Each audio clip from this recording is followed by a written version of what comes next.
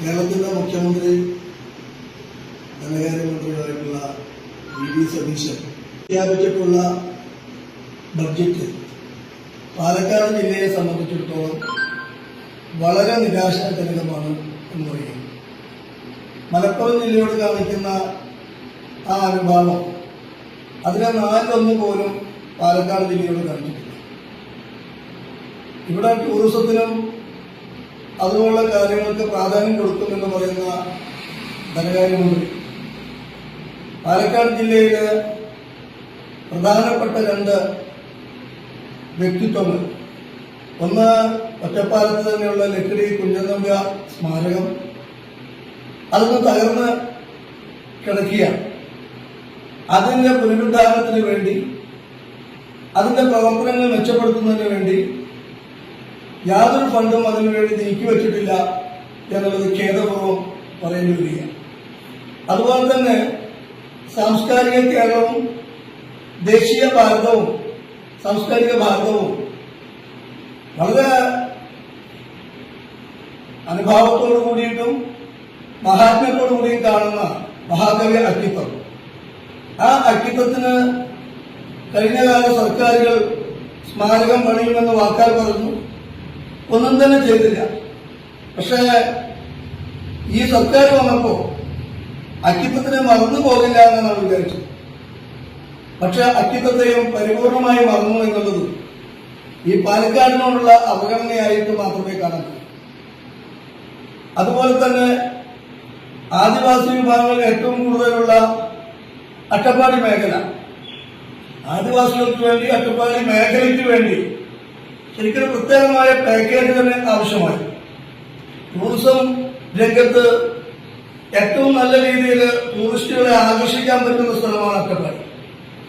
ആ അട്ടപ്പാടിയിലെ ഗതാഗതം പോലും, അതായത് റോഡുകൾ പോലും തകർന്ന് കിടക്കുന്ന സമയത്ത് അട്ടപ്പാടിക്ക് വേണ്ടി ഒരു പാക്കേജ് പ്രഖ്യാപിക്കാൻ ഈ സർക്കാരിന് തോന്നിയിട്ടില്ല എന്നുള്ളത് ഈ ബഡ്ജറ്റ് സമഗ്രമല്ല എന്നതിനുള്ള തെളിവാണ്. നമുക്കറിയാം, നമ്മുടെ പാലക്കാട് ജില്ലയിൽ ഭാരതപ്പുഴ, ആ ഭാരതപ്പുഴ കേന്ദ്രീകരിച്ചുകൊണ്ട് ഇതൊരു സംസ്കാരത്തിന്റെ ഭാഗം കൂടിയാണ്. നിരവധി ടൂറിസം പദ്ധതികൾ നമുക്ക് കൊണ്ടുവരാൻ കഴിയുമായിരുന്നു. കാർഷിക മേഖലയ്ക്ക് ഗുണം കിട്ടുന്ന കാര്യങ്ങൾ അതിലൂടെ ചെയ്യാൻ പറ്റും.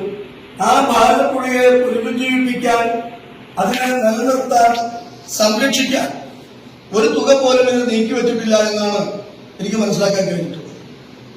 ഇത്തരത്തിൽ നമ്മുടെ ഈ ജില്ലയോട് വളരെ എന്താ പറയുക, ഒരു രണ്ടാനമ്മ മനോഭാവം അല്ല, അതിനും അപ്പുറമുള്ള മനോഭാവത്തോട് കൂടിയിട്ടാണ് വി.ഡി. സതീശന്റെ ബഡ്ജറ്റ് പ്രഖ്യാപിച്ചിട്ടുള്ളത്.